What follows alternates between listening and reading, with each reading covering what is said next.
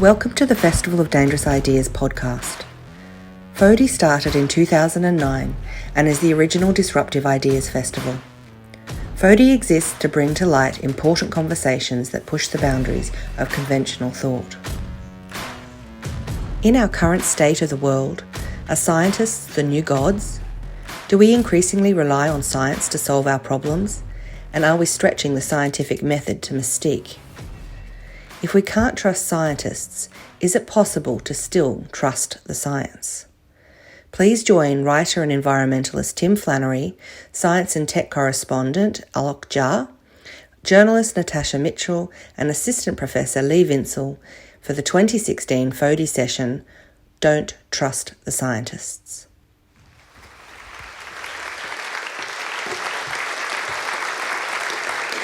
So, folks, does science have a trust problem? Alok?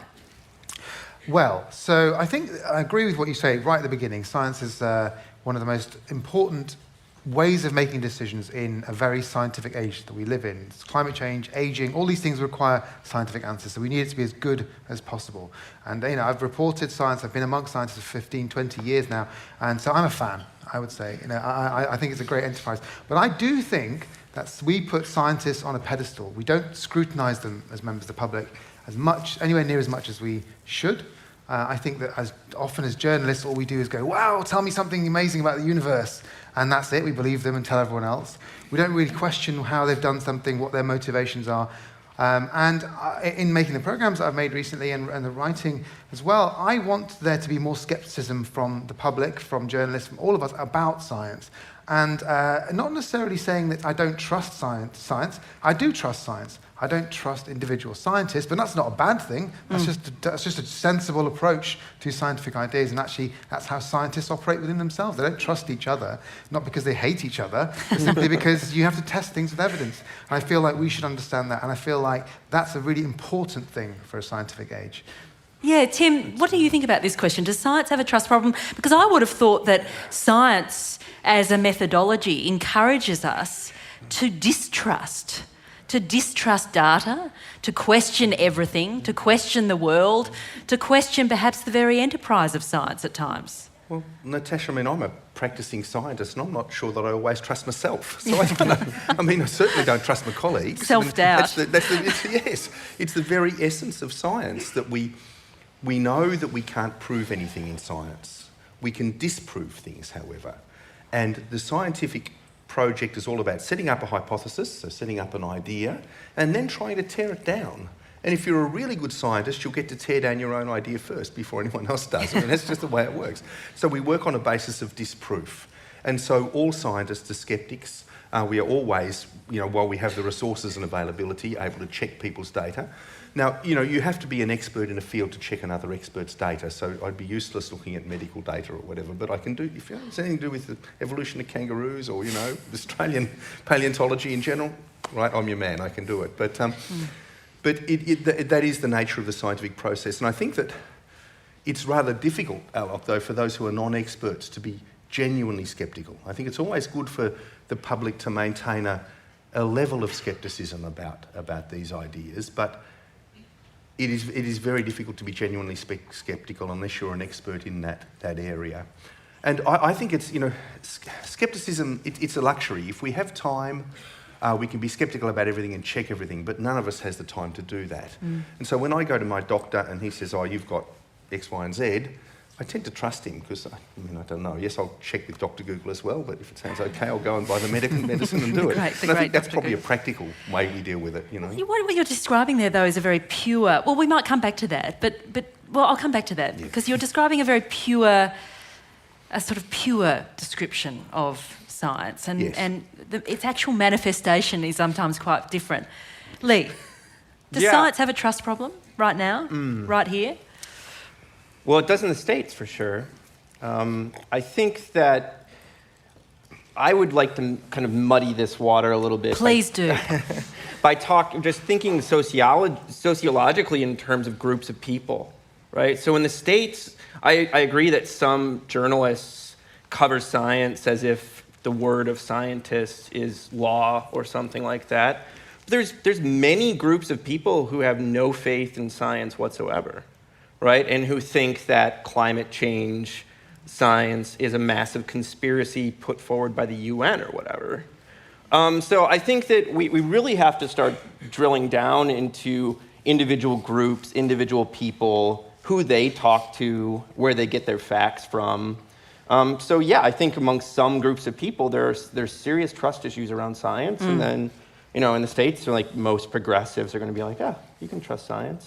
So in that situation, is distrust directed at science, and science becomes, though, a proxy for other things that people are feeling disaffected about, you know, powerful institutions, their own lack of power and agency, for example? Yeah, I think that's exactly right. I always say that, you know, Al Gore made an inconvenient truth, right? This climate science movie that many progressives love. And I think he was the worst possible spokesperson for climate science that you can possibly imagine, right? And the reason is because conservatives in the United States have hated that man for 20 years at that point, right? Rush Limbaugh called him Al Gore, like he was Igor to Bill Clinton. He was just like a little lackey. And so you have that guy who everyone loathes, like standing up and talking for this thing that people were unsure about, you know? And so I think you really, when you're thinking about communicating complex ideas, you have to not, this is sad for scientists to hear, you can't just assume that the facts are going to do their own work. You have to think about who's talking, you know, and that gets very complicated. Tim? Could I just jump in here? Look, I think Al Gore had a number of problems, one of which is that his name in Arabic means the penis. So he wasn't exactly well positioned to put the argument in the Middle East. I hadn't heard that before. Yeah, it's true. Unfortunately, so yes, that's an handicap. Oh, well, But at least he you've did got the no job. hope. At least he did it, you know. And I just have to say that no idea or no concept enters the world in a vacuum, right? They're all packaged in a very complex socio-economic network. And our recent election in Australia really highlighted that. You know, there in a year when the Great Barrier Reef was absolutely being devastated by climate change, and you couldn't miss it, a blind man could see it, you know, if you lived there. The election that was held this year, while that was happening, voted back climate sceptics from those North Queensland electorates, those areas right adjacent to the reef. So you think, why was this happening? And I think it was happening for a really simple reason. One is that the old economy is concentrated in this country. The old economy that's under threat from addressing climate change is concentrated in certain areas, particularly places like regional Queensland. And we as Australians have failed to stand together to address this threat. So we've failed to say, look, we understand change is coming, change is inevitable. People are losing jobs in those regions and their lifestyles are under threat. We need to stand together as a community to make sure that we see a just and equitable transition to the new economy. You know, it came face to face for me when I was a climate commissioner, and in central Queensland, I remember being in an audience like this. We did a climate change presentation, and a bloke stood up, first hand up for questions at question time, and said to me, he said, look, thank you for your presentation. I now understand that my livelihood as a farmer was destroyed because of climate change. So I used to be a farmer, the droughts and the floods put him out of business. He said, I've got a young family, daughters 9 and 11. He said, the only job I could find in my area was working in a coal mine. Can you tell me, am I doing the right thing by my kids, you know? So that's the reality in those regions. So unless we can stand together as a community and say, we will protect you through this, we won't address climate change. We'll continue to get sceptics voted in the areas where the damage is worst, because those communities are going to suffer. Well, the sweet irony is that the word scepticism is so core to science, but it's being co-opted by others, and now almost scepticism is a kind of considered a dirty word. Yeah, absolutely. By scientists who disagree with the sceptics. Yeah, I know. In these sort of traditional sense. So when you were talking, Tim, about the way that science works, of course, we all recognise that as Natasha said, the pure way, but in the real deep down trenches of the laboratory, it's often not like that. It's not about falsifying data. It's not about checking other people's work, because there's no incentives to do that. And I mean, you speak to any scientist in a very competitive field, and you say to them, "Listen, are you falsifying your hypothesis?" They're going to say, "No, I'm going to prove that what I've done on thinking is true, because I've sort of had an idea, I've got some data, and I'm going to collect some more to prove it." Because Otherwise, it's a little bit too philosophical. And ultimately, I mean, for me, just going back to the quality of scientific research, I mean, climate is a sort of topic on its own to discuss for ages. And some of the subjects you were talking about are more political questions about what you do with your life once you agree that climate change is an issue. What you do with it is genuine, up for debate. But in terms of the quality of all sorts of scientific information, which we take for granted almost in this society, a lot of that is driven by essentially market forces within science. It's about how much money your government's giving you, so how competitive you're being for that research grant, how many publications you're going to publish, which gives you your career, and there's a sort of tension in science all over the world, in every advanced economy, which is following that pure goal of going where the evidence takes you, which is what you should do in science, versus having a successful career in science, which are two separate things. And I think we, the rest of us, should be made more aware of that, to see that there are motivations there. Not to say that we shouldn't trust the outputs of it, but simply to go, hang on, are we doing everything we can to make sure this thing's correct? So you've been drilling into the specifics of scientific culture and how it works today in the 21st century to reveal all sorts of things that are happening that might give us cause for concern, that might fuel our distrust of the scientific process as it manifests today because of the very market forces that you're describing. So what have you revealed? Well, so I've mentioned some of the things. So the chase for publications. So nowadays we publish more and more scientific research than ever, and there are more scientists, but the volume actually has increased almost exponentially compared to that. And some of the scientists you speak to will tell you behind closed doors, individual scientists haven't got any cleverer than they were 50 years ago, but they're publishing much more. So something's up. And the reason is publications get you tick boxes, which mean that you can get your next research grant. And research grants in all countries are incredibly hard things to get. You have to submit pages and pages of documentation, tell people what you're going to discover, which I've always found interesting, because when you tell people what you're going to discover, isn't that the point of scientific research? You don't know what you're going to discover anyway. So you do that, and then you spend a third of your time doing that rather than actually doing any of the bench work and everything. And then, of course, if that doesn't work, then you have to find money from elsewhere. And so, the business of science, the business of universities in my country certainly forcing their academics to say, look, if you don't get in this much money every single year, your research group's out of here. It's not this beautiful academy anymore of just people discovering things and frolicking through gardens and things and going, wow, eureka. It's nothing like that. It's a business. And universities want reputations. They want students. They want money. And so, it might sound cynical for me to say all these things, but it's absolutely true that it happens. You speak to any scientist, they're under pressure. They worry all the time about money. They worry about all sorts of access to research grants. So that is actually having an impact on the very way in which they interpret their data. Well, so one small impact is, instead of waiting, say, a couple of years to collect lots more data, do lots more analysis of something to work out what the particular truth is of whatever question you're asking, you might as well publish as soon as you can so that you've got something which you can then show to your vice-chancellor and say, I've published something. And the quality of that thing might be absolutely rubbish. And publish it again and again and again under different titles. Look, Alok, I hear exactly what you're saying with that. I really do. But you think if in a rational world, what we would do is just have a threshold test for scientists. They put in your project. If it reaches a threshold, it's okay. And then just draw the numbers out of a lottery and just say, you got a grant this year. Sorry, you other guys didn't. Pure chance. Don't need any more paperwork than that. You get on for 5 years and do what you're going to do. Yeah, good luck trying to get that through the system.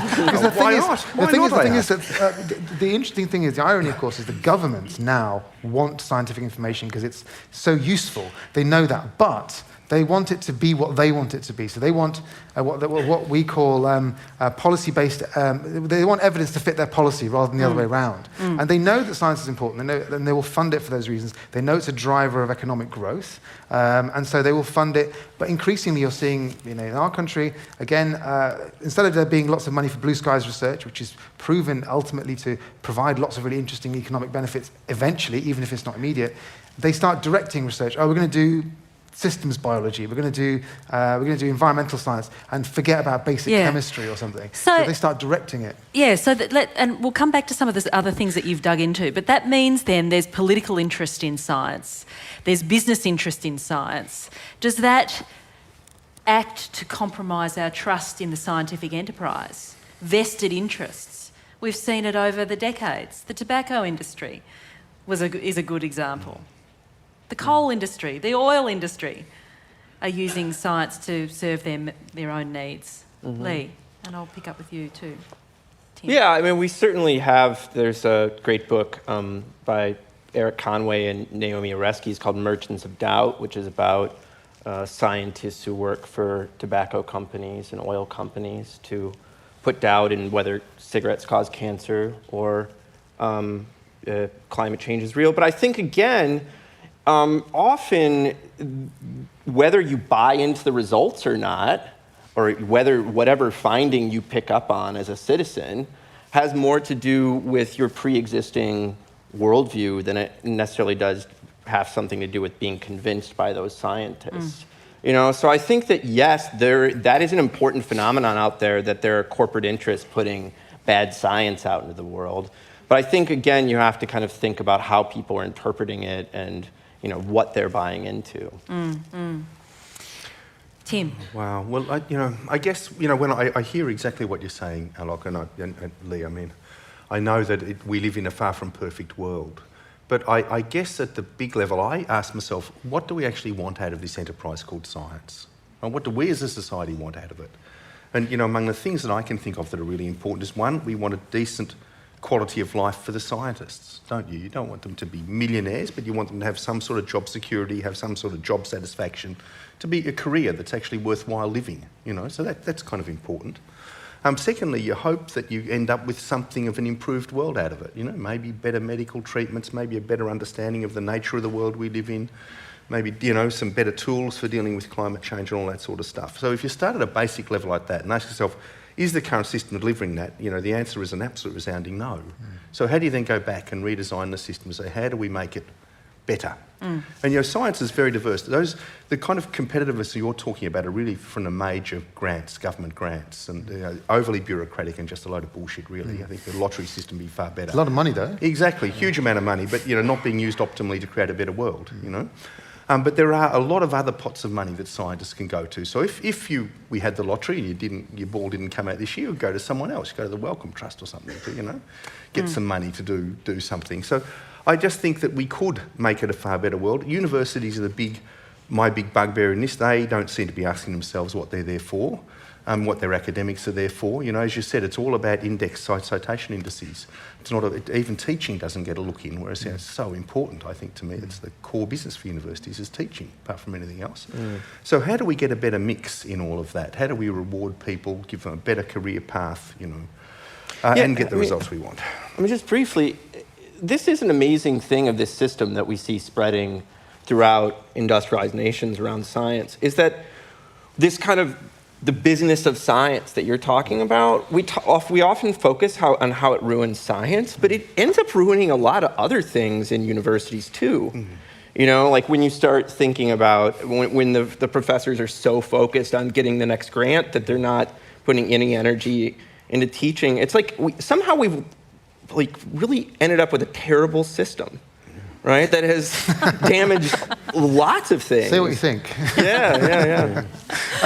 But just to wind up on that, you're absolutely right, Tim, and Lee, actually, that this is what we should think. The idea of having a decent career is not a bad thing, of course, but when you become a scientist, when scientists are talked about, it's all about this search for truth, this search for understanding of the universe.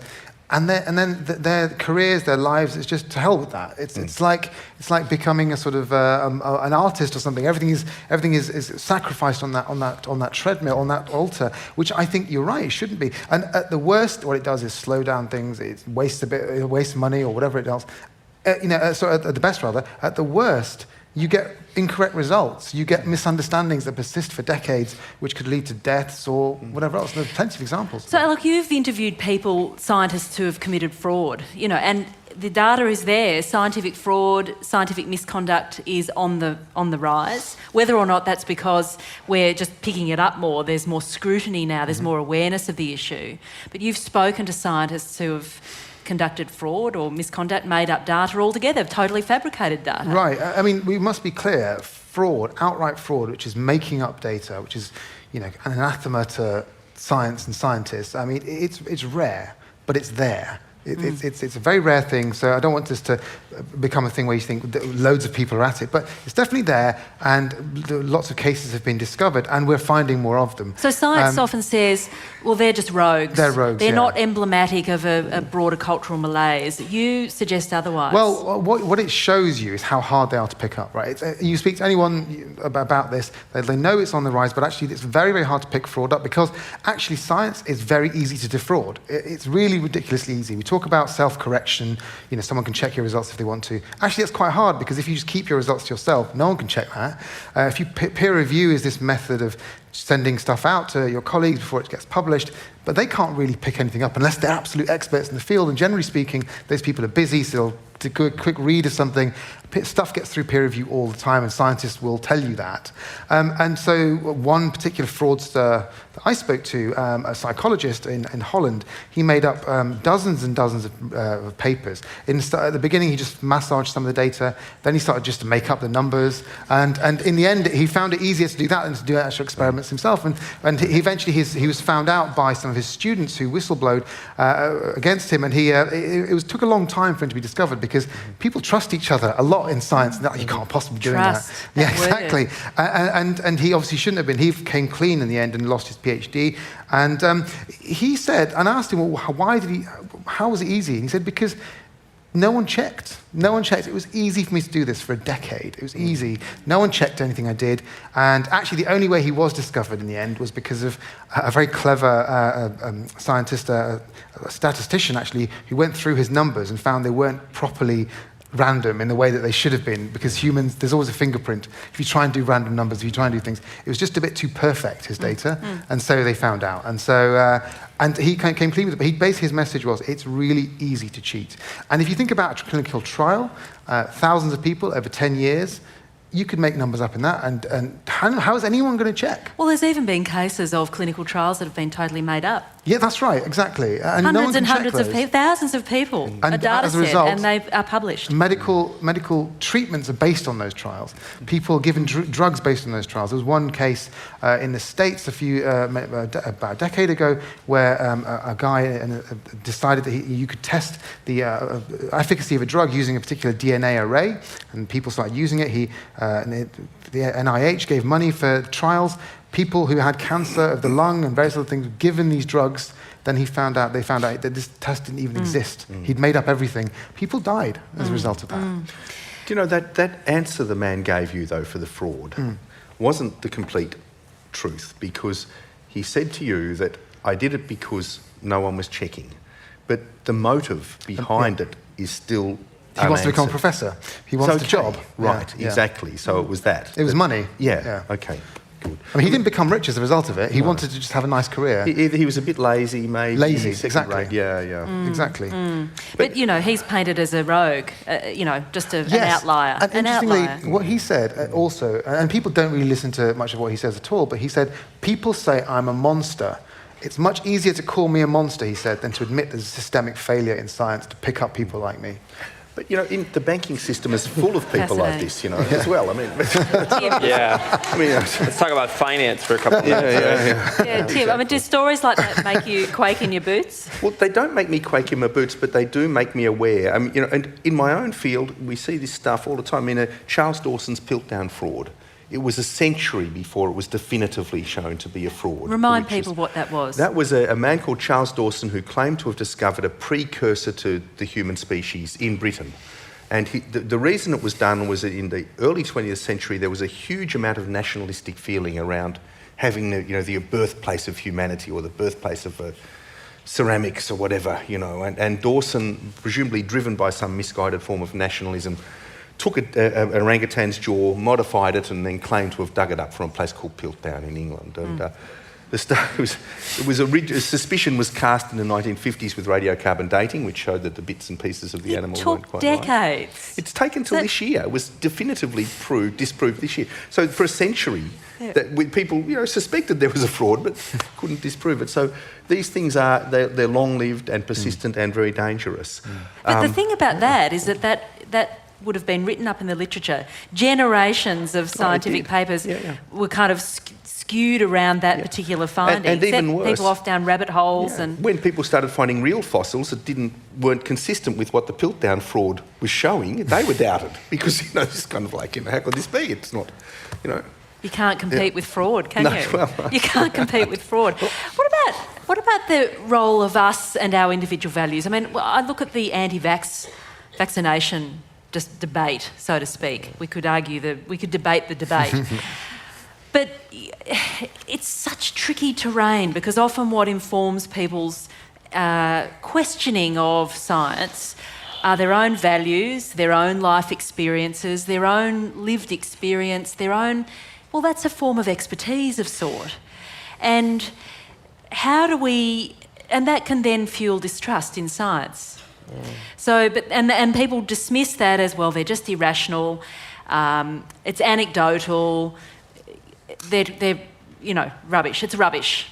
So, that's just discounting their whole lived experience. So how does that dynamic fuel the concerns about trust in science, do you think? Lee?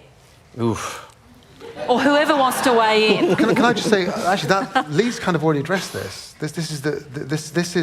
There is science, as in the scientific understanding of scientific knowledge, which is here's how something works as far as we can understand it, using all the pure methods that Tim's talked about, and that works. That really does work. It shows you whether a vaccine works, or it shows you whether climate change is happening, and all these things.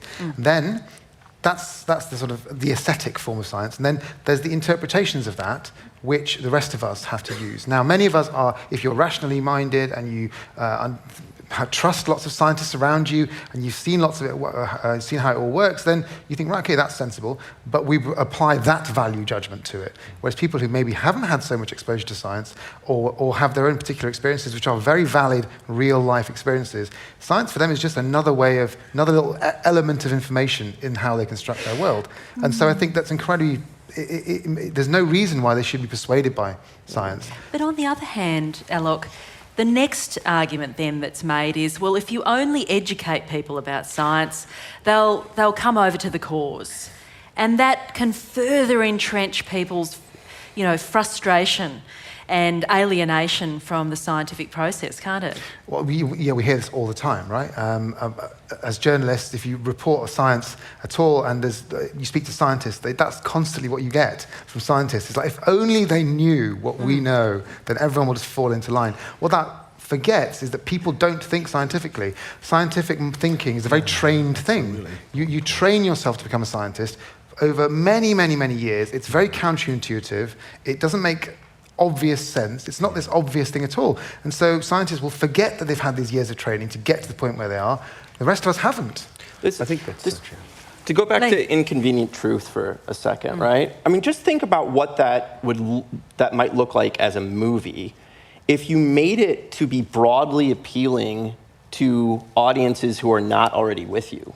Rather than a PowerPoint presentation that then became a movie. That's talked about. Who else would be in front of that PowerPoint presentation? You would at least want it to be bipartisan, right? So in a world where it's already kind of partisan, you'd want a Republican up there.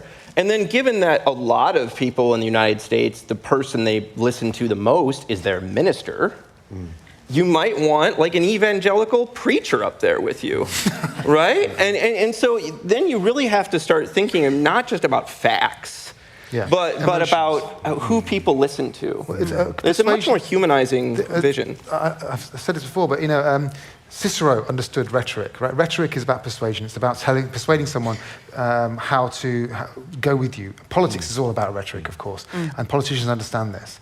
And in the classic definitions of rhetoric, you have three parts. You've got the logical part, the rational part, which is information.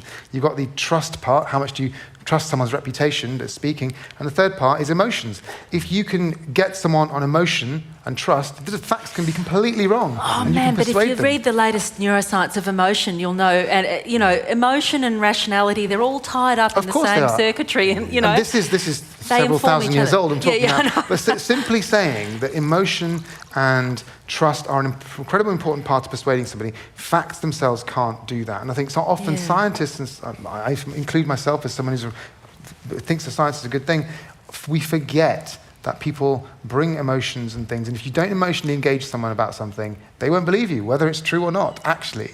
Yeah. But digging my heels in a little bit further, you're talking about persuasion. Yeah. And some people will say, well, no, I don't want to be persuaded. I'm an agent in this conversation.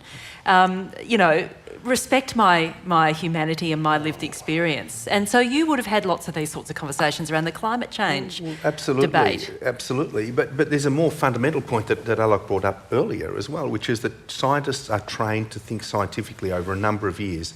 It's a counterintuitive way of thinking. It's something nobody really outside science naturally does.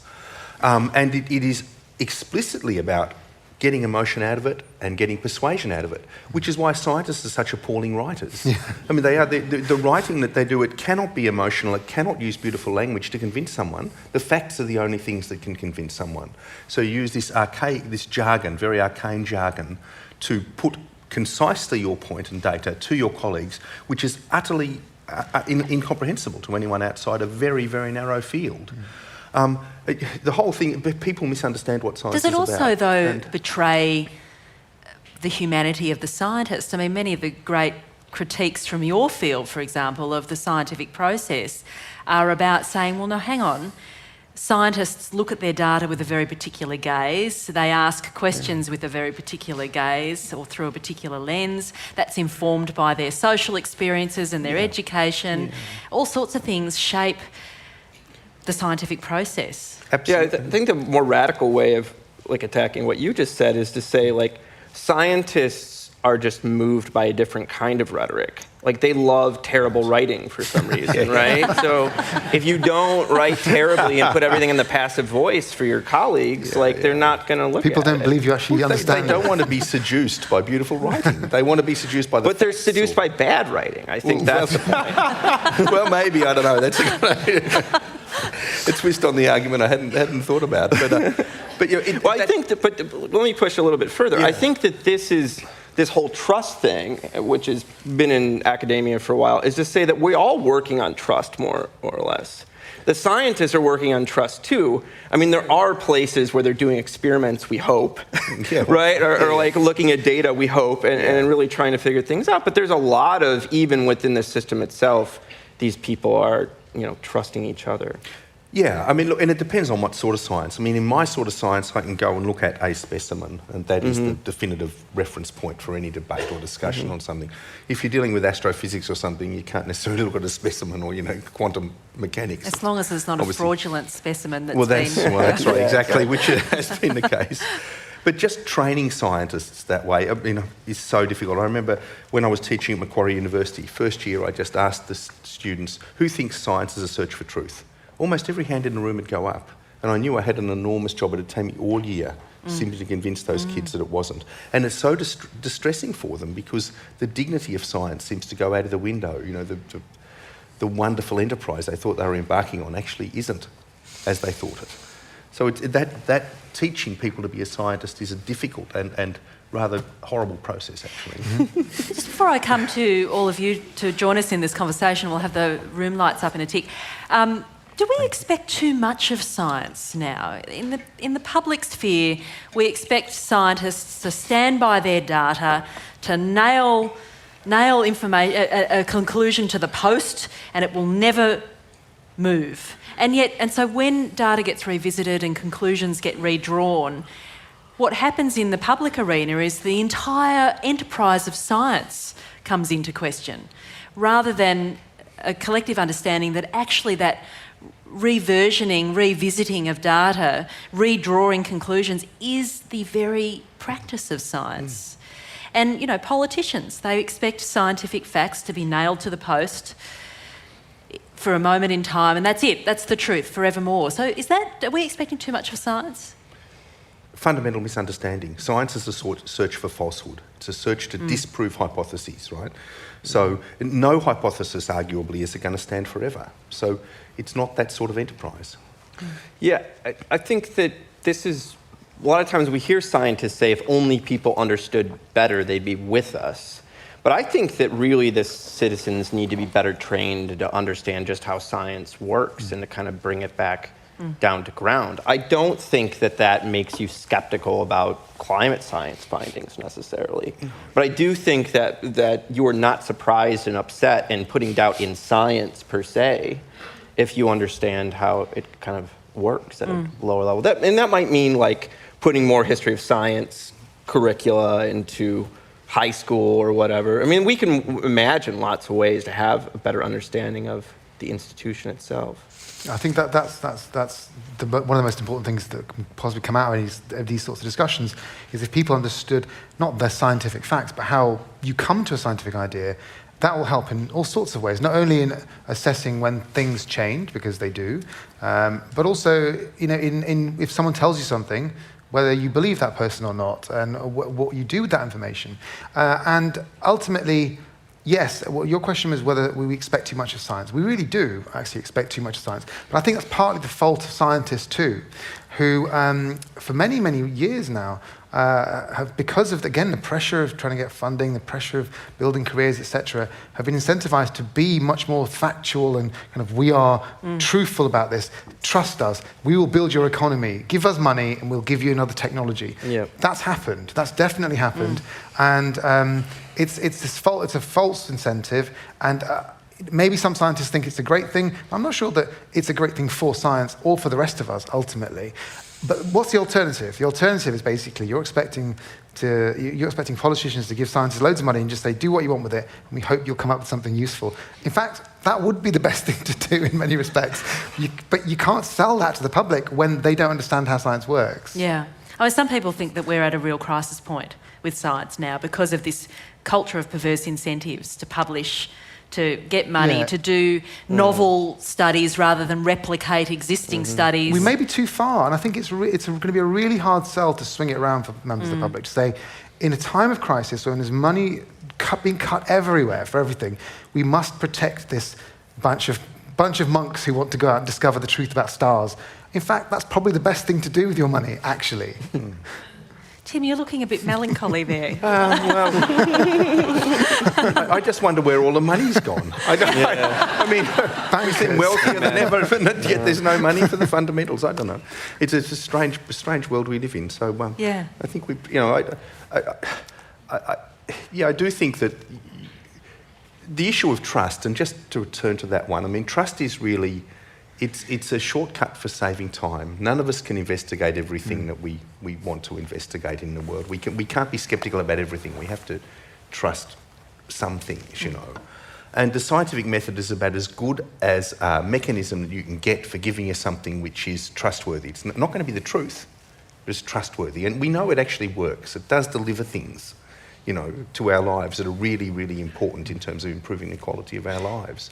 So as you say, it's a great thing to be investing in, and I do think we should be investing in it just as an enterprise as such, not as trying to, deal with it sectorally, because that just opens the door to corruption, malpractice and everything else.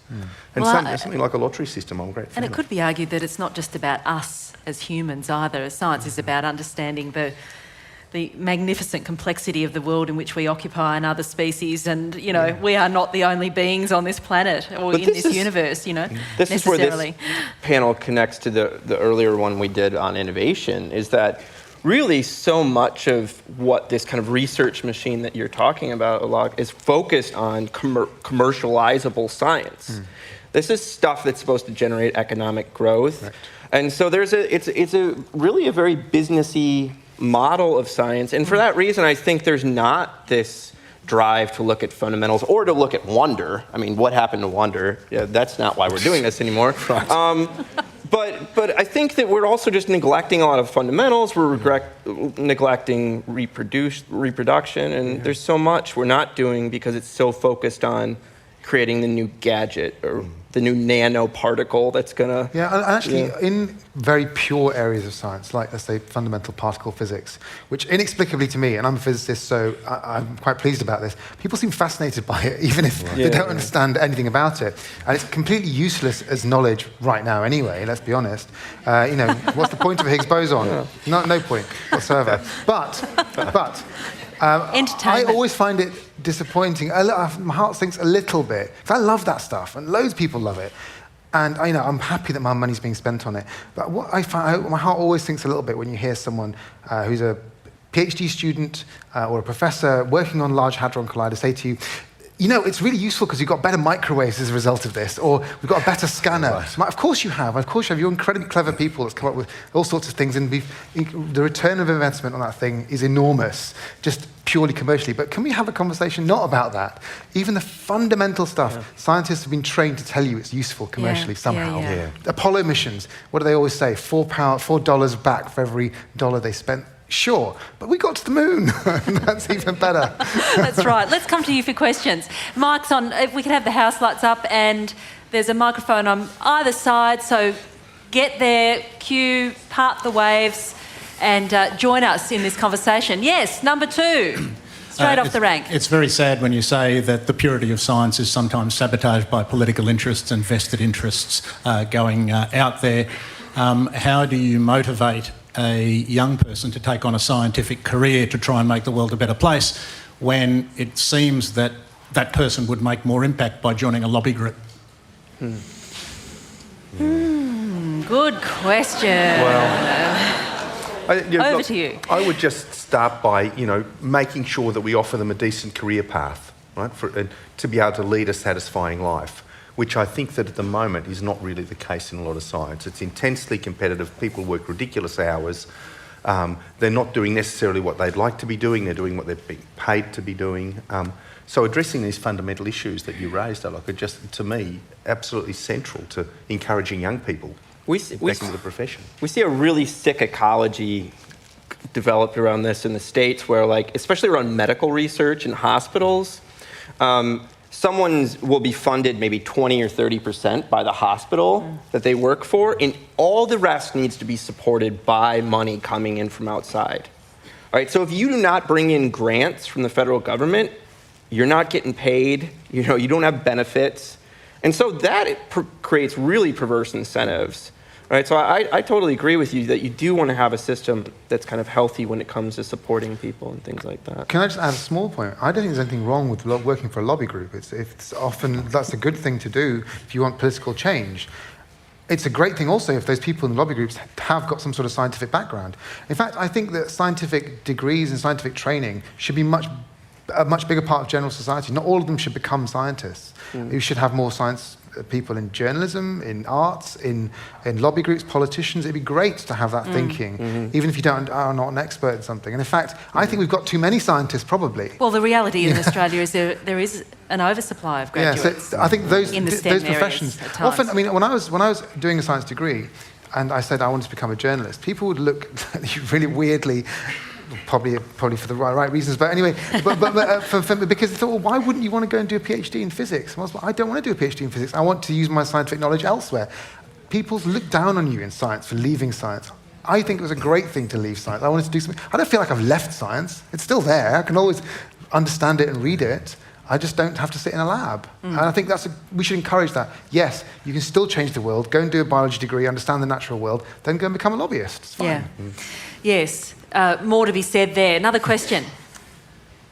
All right. So I agree with you that emotional arguments convince, but as Alok said, the facts can be incorrect or correct, completely separate to the rhetoric. So, okay, we need rhetoric to convince, but how do we ensure that the facts are correct, and it's not just the best writer or orator that wins? Yeah. You want me to answer that? Go for it. Well, I think, look, you're going to have people of all stripes with all sorts of what they call facts, putting their stuff out. I'm never going to be able to stop climate deniers, anti-vaxxers and everything having their say, and nor should we try, because you should have free speech.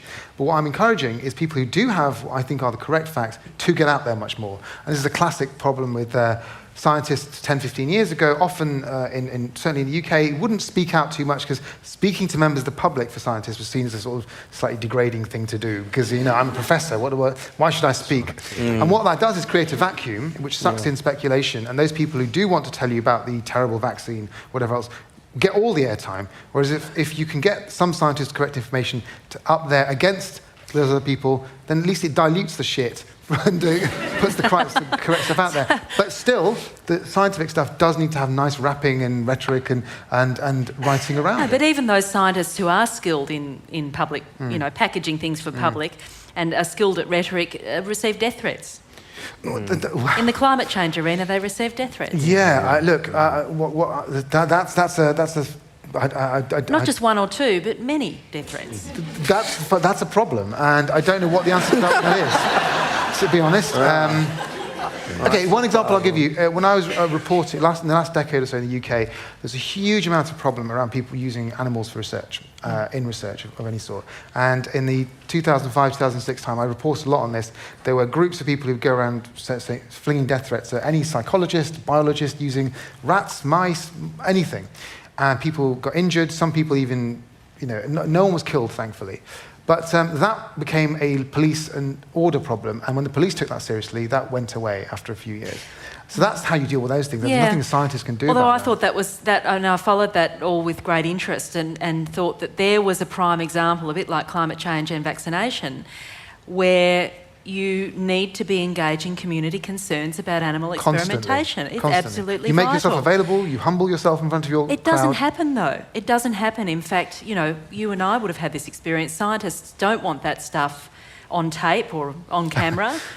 They are really concerned about it. And frankly, they need to be engaging on those issues, around animal ethics and experimentation. Yeah, and I mean, not only do they need to be out there, but again, they need to be out there to different audiences, right? I mean, how many Trump supporters in rural West Virginia have met a scientist, an actual practicing scientist? And that's as much on the scientists as it is on the individual. So, I mean, I think it really has to do with people getting out there and not just talking to themselves or the New Yorker or whatever, the Guardian or whatever. Let's grab another question. Sorry, we got caught up with our discussion again. Thanks. Hi, thanks. Full disclosure first, my name's Andrea Leong and I'm a member of the Science Party and I was a candidate in the federal election. So we think that there aren't too many people being trained as scientists. We think there's not enough support for those who would be scientists. Anyway, onto my question. I had a question about how we should perhaps pitch science towards a perhaps overly credulous majority versus the denialist pockets, but you all spoke about that and your thoughts on that.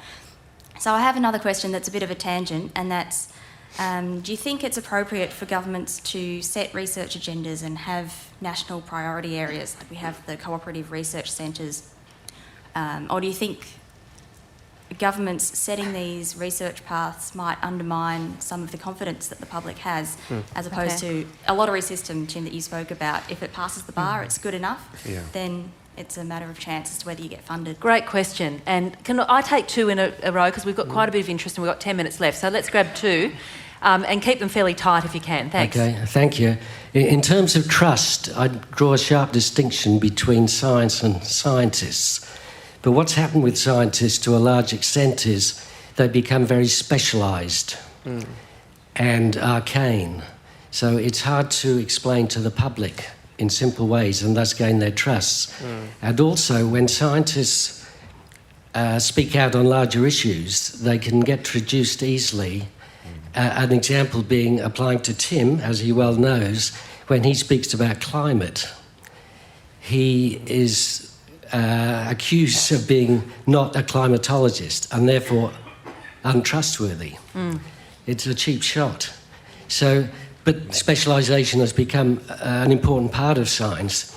Is it also a contributor to a lack of trust? Yeah, interesting question. Thank you for it. So let's pick up on that one and then we'll come back to the question earlier. I think so. I think that the question of trust, if I could go to that one first, we live in a world of specialists, so people will be glaciologists or whatever, they'll be very specialised.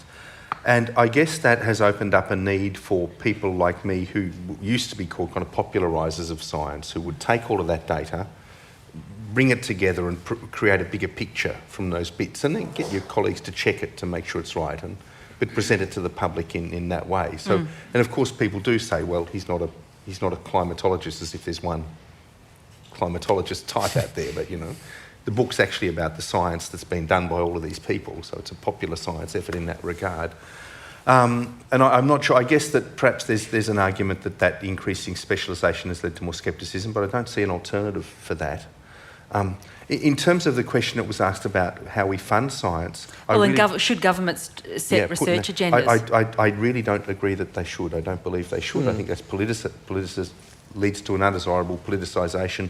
And then the prospect that with every new government that agenda will change and we'll get real dislocation. How about, if you buy into the fact that climate change is real and that humans are a cause, don't you think that transforming our energy sector is important? Don't you think at that level we can set priorities? Yeah, that's not science though as such. That would be technology and deployment and how you bring industries to scale. I think there's clearly a role for government in that. How do you... I'm not entirely sure how science sets its agenda for itself, but I have some sort of faith that it's got the capacity to do that. Yeah. And I do think the lottery system is a good one. We need to have a universal threshold, a bar.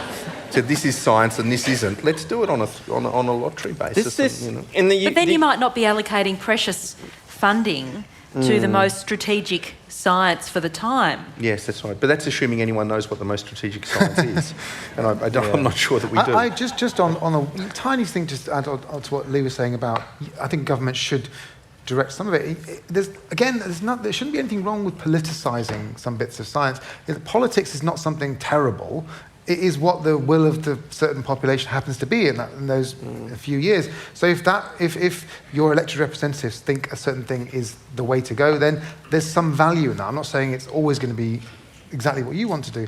In the UK, certainly, it's gone a bit too far, and a lot of the research money, which used to be directed by scientists themselves, using their own committees, they decided where to send it, has been hypothecated and sent towards strategic aims, and a lot of complaints about that generally come from the people who suffered as a result, not from those people who, in synthetic biology, have suddenly got a massive new centre, or graphene, which we're so obsessed with now in our country, with no clear insight as to what they're going to do with it. Yeah. And if you speak to the people in the graphene centre off the record, they'll say things like, we don't know what to do with this money either. We've got 50 million quid, we just built a nice new building, I'm not sure that... Whereas down the road, their chemist colleagues are like, we've got to shut down now, we've got no reagents, nothing. Thank you. Hi, thank you. There was a lot of talk about that these days it seems like a lot of people don't really know what science really is. So there's lots of misperception in our society about science. What would you say could be done here? So in regards to the education system, what's your vision there? How should, let's say, the next generation of Australians perceive science in general, and also how can we prepare our children in this regard? Thank you. Let's come back to that. And so that's a great question about education and the role. Thank you. Thank you. Thanks, Natasha. My name is Susie. I run an organisation called Think Inc., and we tour some of the greatest public intellectuals of the world. My question is in regards to creating scientists as pop culture icons. That's what we really try and do, to elevate them up to the level of, say, a rapper or a sports star, putting them in that kind of domain. Can I get your 2 cents on if you think that scientists as pop culture icons can help in bringing science to the masses and helping people think more scientifically? Good question. All right, let's address those two. Well, I think you answered that question. Yeah. So, I think you probably knew the answer to your own question there. I think that there are many strands to answering the question over there. That's one of them. I think having scientists in the public doing all sorts of things, from your David Attenboroughs to your Jane Goodalls to all those sorts of people, it humanises, it tells stories, and they end up being people you trust, whatever they say, which is for good or ill. But anyway, you're up there, and if they talk about things changing or evidence changing scientific ideas, you sort of go, okay, I didn't know that. That's an interesting way of talking about it. Having more of that debate in public is a good idea. And it's clearly important. It's important for us in media to do it. And then, of course, the education part of it, I'll leave to you guys, but that's also got to be an important part of it. In science education, certainly. When I was at school, it was a set of facts. I didn't understand that science was something you could actually contribute to or question until I was at university. Yeah. I don't know. I'm just thinking about my Facebook wall. And I'm thinking about, who posts the popular celebrity science videos and who doesn't. And at least in where I come from, that is a very partisan thing. Right? So some people are going to be totally into the celebrity scientists. Those are going to be mostly people who are Democrats in the United States. And then other people aren't. So, and this goes to the question, where'd you go? Around education, yeah. Oh, there you are. All right. So what I'm about to say is totally self-interested, and so therefore you shouldn't trust anything that's going to come out of my mouth. But I actually think that, you know, having more history, sociology of science at a younger age in, for instance, high school curricula, so it's part of your history class or whatever, it can be part of that answer. And it's not a partisan thing necessarily. It's just about trying to understand how science actually works. So you're having a realistic perspective. But then that would mean giving me research money to like produce curricula for high schools. So I should say that, shouldn't I? Next question. Where are we? Oh, over here. Thank you. I just know that at University of Sydney, psychology is actually classified as a science, so that's why I'm going to be able to bring it up under relevance. But also touching on the whole high school education thing, first year psych is the most popular subject at university, and I struggle to fathom why it's not introduced at a younger age. And I found myself quite good at maths, chemistry, physics, whatnot, and realising, why do I need to understand this whole logic and critical thinking thing for the first time as an adult? This seems really like something that should be introduced much earlier. Thoughts? Yeah, great. Let's come back to that. Yes, it's a good point, and it's part of the kind of drive to have philosophy in schools too. Yes, thank you. So just a comment and a question about two of the words that have been used today. So one of them is scepticism, and that seems to be used interchangeably with denialism, and so I'm asking whether you think we've got a problem with the language there. And the other word is controversy. Is the fact that the world is spherical controversial?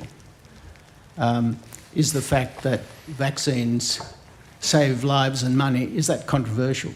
So at what point do we stop calling something a controversy and start calling it for what it really is? Great, thank you. And we've got one more, I think, behind you. Let's take them all, because we've just about got 20 seconds left. I wanted to make a number of comments about pseudoscience and the social sciences and the impact that science sometimes, or trust that it gets in an unwarranted sense because of media exposure. We're required to identify the impact before we carry out the research, and that leads to media exposure, or the need for it. But the real question, actually, I wanted, both Lee and Natasha mentioned replication. I strongly believe there is insufficient weight given to replication in research generally. We've got peer group, peer evaluation. We've got checking. Checking isn't done anywhere near enough, but replication just has no cachet at all, no incentive in it. It should be part of the insurance against poor science. Yeah. Thank you very much. So let's start with that if we want to, or wherever anyone wants to start on those three. I couldn't agree more with what you just said about replication. It's absolutely central to the whole enterprise. But just in terms of education, could I just say that we need to foster two very important things in young people if we want them to have a scientific career. I think a sense of wonder and a great capacity for imagination. If we do that, we can deal with the rest of it. So. Just on that replication, I agree with the philosophy and the psychology being earlier. I just think it's a great idea. Again, it's a massive educational issue, though, isn't it? On your point about replication and reputations as well, because the thing is, yes, replication of studies, which is supposedly an inherent part of the scientific process, is just not done enough. A recent project in the States to try and replicate 100 psychology studies only could replicate 40 of them. And so it shows that there's lots of weird, not quite good stuff out there that if you can't replicate it. So there are lots of ideas around this. One is every PhD student should replicate a study as part of their training, right? Which would be a useful thing, social capital. And others, maybe postdocs and things, as part of any research grant, you should replicate another study somewhere. Problem is, scientists are often their own worst enemies. All they want to do is find something new out to get their next research grant. Again, talking about the incentives, you have to persuade a scientist to essentially inverted commas, waste a bit of their own time to do it. It's incentives that drive all of this. And scientists have to be at the leading edge in saying, no more, we want to do it this way. But good luck trying to persuade them, because they've got so little money to sort of waste around. Yes. Now, what about the dichotomy that gets set up between, denialism, scepticism, controversy, truth, the comment there?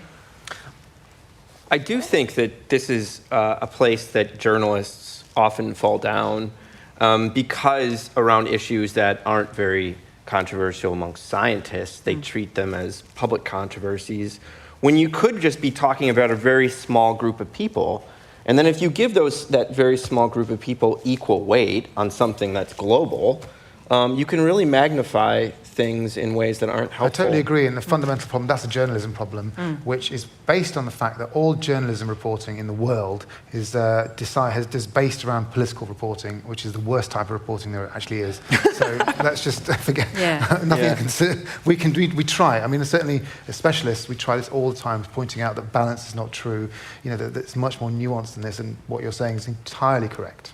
Yes, but do you think that the media is a great source of distrust in science right Of course, now? I think it is. But also the media is it the primary source? I don't know if it's the primary source, but it certainly is a big factor in not correcting things and making things worse. Having said that, there's lots of good things out there too. So it's a little bit of a it's a bit of a difficult one. And the media itself, different conversation, has even less money than science, and it's doing really badly everywhere. And it has even more messed up incentives than science. Yeah, maybe. And hugely bad incentives. And so, the people who try and actually fix any of this stuff is a vanishing minority, really. Do you know, scientists are so careful with their words, but the public doesn't always appreciate it. I remember once I gave a talk a bit like this and was talking about falsifying my hypothesis. And someone came up to me afterwards and said, were you really trying to make your hypothesis false? Were you trying to... It was like, where do I start? I don't know. Where do we start? Well, we've made a good start today. Can we thank Alok Jha, Tim Flannery, Lee Vinsel. Thank you.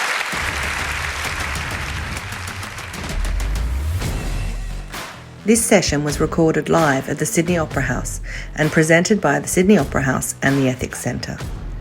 The Ethics Centre delivers programs and experiences designed to bring ethics to the centre of our life. We offer free counselling for individuals, consulting, leadership and development services. As a non-profit charity, we rely heavily on donations to continue our work, which can be made via our website. Thank you.